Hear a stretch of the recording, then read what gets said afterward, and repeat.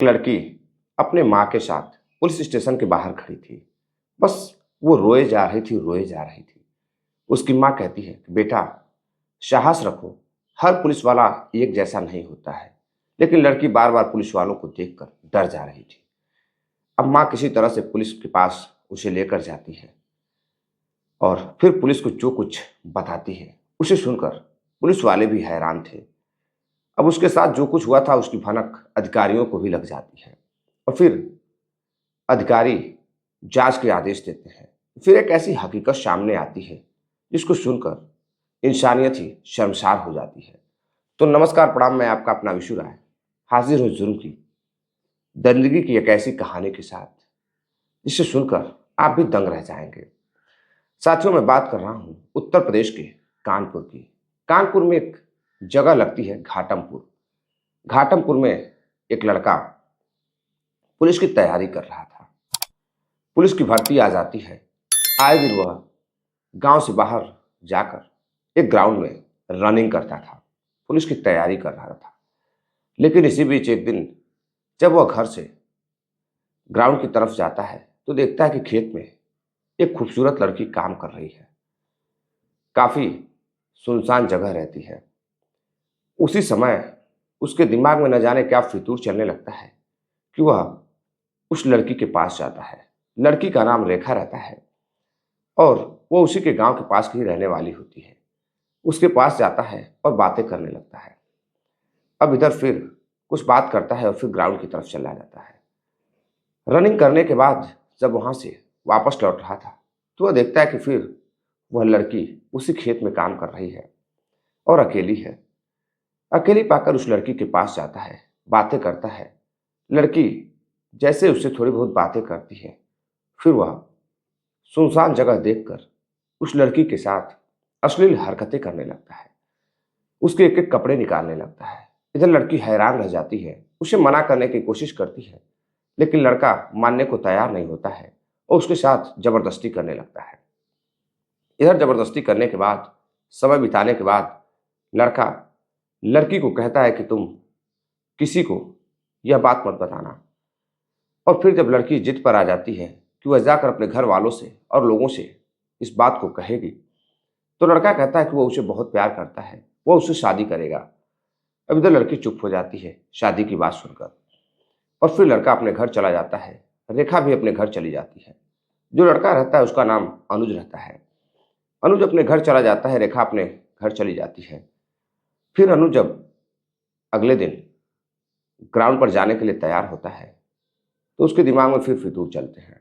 फिर से वह खेतों की तरफ जाता है, लड़की को देखता है और फिर से लड़की के साथ अतरंग खेल खेलता है। इधर लड़की बार बार कहती कि पहले शादी कर लो, फिर जो करना होगा करना। लेकिन लड़का मानने को तैयार नहीं था। लड़का आए दिन जब भी मौका मिलता था शादी की बात कर अनुज रेखा के साथ अतरंग पलों को जीता था। लेकिन समय बीतता गया।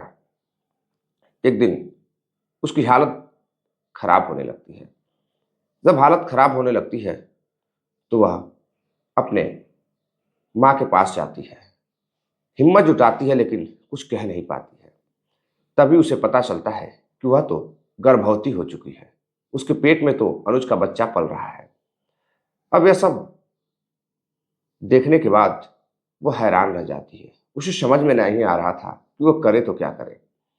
अब इधर अपने घर वालों से कहती है कि वो सहेली के पास जा रही है, उसके घर जा रही है और इधर अनुज को सारी बात बताती है। अनुज को लगता है कि अगर यह बात किसी को पता चल गई तो फिर बड़ी बदनामी होगी। अब वो अपने एक दोस्त से बात करता है जो शीतलपुर में रहता था। उससे बात करता है और सारी बात बताता है। अनुज तैयार होता है और अनुज का दोस्त भी तैयार होता है। दोनों तैयार होते हैं और फिर अनुज चुपके से उस लड़की की रेखा को लेकर अपने दोस्त के घर चला जाता है जहां वो अकेले ही रहता था। उसके कमरे पर लेकर जाता है और फिर किसी से बातचीत कर उसका गर्भपात करवा देता है और इसके बाद लड़की को लेकर उसके घर छोड़ देता है। लड़की अपने घर चली जाती है। लेकिन कुछ दिन और गुजरता है। साल 2020 से इस कहानी की शुरुआत होती है। अपने घर चली जाती है लेकिन जैसे ही कुछ दिन गुजरते हैं फिर रेखा खेतों में आती है, अपने प्रेमी का इंतजार कर रही थी। इधर अनुज भी मौका पाकर खेतों में पहुंचता है और फिर रेखा के साथ संबंध बनाने लगता है, अतरंग खेल खेलने लगता है। और इधर लड़की रेखा कहती है कि देखो, मैं तुमसे शादी करना चाहती हूँ, जो तुमने किया है वो सही नहीं है। मैं तुम्हारे बच्चे की माँ भी बनने वाली थी, तुम्हारे कहने पर मैंने अबॉर्शन भी करवा लिया है, लेकिन यह कब तक चलेगा? तुम मुझे बार बार शादी का झांसा देते हो और मेरे साथ यौन शोषण करते हो। एक काम करो कि तुम मुझसे शादी कर लो। लड़का कहता है कि बस कुछ दिन और रुक जाओ, मैं पुलिस बन जाऊंगा तो मैं तुमसे शादी कर लूंगा। अब इधर लड़की कुछ दिन और रुक जाती है, लेकिन साल 2023 आ जाता है। लड़का यूपी पुलिस में उसे नौकरी मिल जाती है, वो पुलिस बन जाता है और कुछ ही दिनों बाद उसकी पोस्टिंग अयोध्या के एक थाने में हो जाती है। अब यहाँ उसकी पोस्टिंग हो जाती है और लड़की को अब उम्मीद लग जाती है कि अब उसका जो प्रेमी है अनुज, अब वो पुलिस बन चुका है, अब वो उससे शादी कर लेगा। लेकिन साथियों, बात यही नहीं रुकती है। अब अनुज से वह शादी की बात करती है तो अनुज तुरंत पलट जाता है, कहता है देखो, अब मैं पुलिस बन चुका हूं, अब तुम मेरा कुछ नहीं कर सकती हो, अब मैं तुमसे शादी नहीं करना चाहता हूं।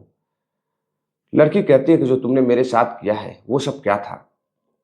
लड़का कहता है वो सब बस एक मजाक था, तुम्हें जो करना है कर लो, अब मैं तुमसे शादी नहीं करना चाहता हूं। अब इधर लड़की अपने घर जाती है और माँ को रो रो कर सारी बातें बताती है। माँ कहती है कि बेटा, तुमने मुझे पहले क्यों नहीं बताया? अब माँ परेशान हो जाती है, अपनी बेटी को लेकर पुलिस के पास जाती है, लेकिन लड़की के अनुसार कोई कार्रवाई होती नहीं है, काफी डिले होने लगता है।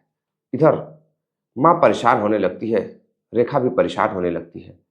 कुछ समझ में नहीं आ रहा था कि दोनों क्या करें। लेकिन फिर लड़के से बात होती है, अनुज फिर से मना कर देता है। अब लड़की की माँ लड़की को लेकर अनुज के घर पहुंच जाती है। वहां जाने के बाद सारी हकीकत बताती है और फिर कुछ बड़े लोगों से बातचीत करती है, गांव के प्रधान वगैरह से बातचीत करती है। एक छोटी सी पंचायत होती है और पंचायत में यह निकल कर आता है कि वाकई में गांव के लड़की के साथ अनुज ने गलत किया है, भले वही पुलिस बन गया हो, अब उसे शादी कर लेनी चाहिए। अब इधर दोनों तरफ से दबाव बनने लगता है और दोनों ही परिवार शादी के लिए राजी हो जाते हैं। और इधर अनुज काफी नर्वस लगने लगता है। अब उसे समझ में नहीं आ रहा था कि उसने जो गलतियां की थी उसका परिणाम भुगतने का समय आ चुका है। अब वो परेशान होने लगता है और फिर अपने घर वाले और लोगों से कहने के मुताबिक अब वह एक मंदिर में जाता है। साथियों, मंदिर में जाता है और जाकर अपने परिवार के सामने ही वह सिंदूरदान करता है, सिंदूर पहनाता है और उससे शादी कर लेता है। शादी करने के बाद अब लड़की खुश हो जाती है, लेकिन उसे क्या पता था कि आगे जो होने वाला है उसके साथ वह और भी बुरा होने वाला है। इधर शादी हो जाती है और शादी होने के बाद वह लड़की को अपने घर नहीं लेकर जाता है, गांव नहीं लेकर जाता है। वहां से अपने परिवार को अपने घर भेज देता है और फिर लड़की को लेकर अपनी बहन के पास चला जाता है।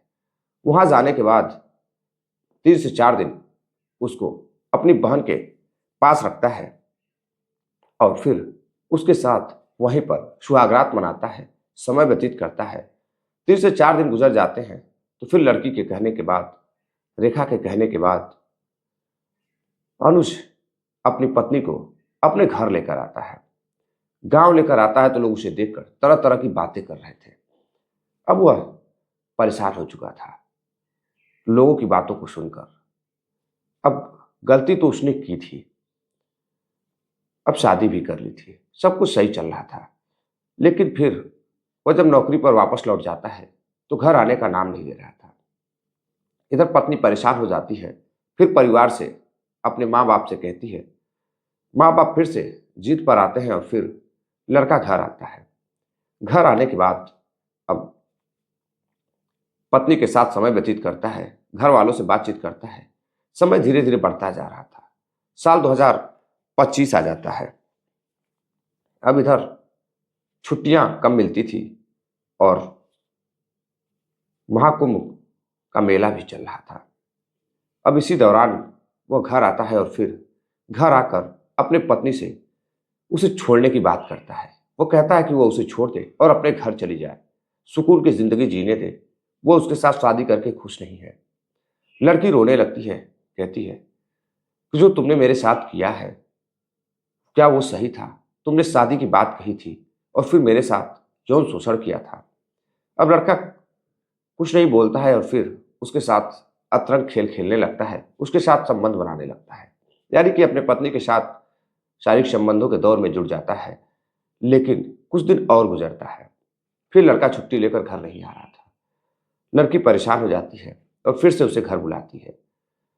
अनुज गांव कम रहना चाहता था। उसे लगता था कि उसकी अब बदनामी हो रही है। वह घर आता है और फिर घर आकर लड़की के साथ मारपीट करता है, जबरदस्ती करने लगता है। वह उसका शोषण करने लगता है ताकि वह उसे छोड़कर अपने घर चली जाए। लेकिन लड़की हार नहीं मानती है और वो उसे छोड़ती नहीं है।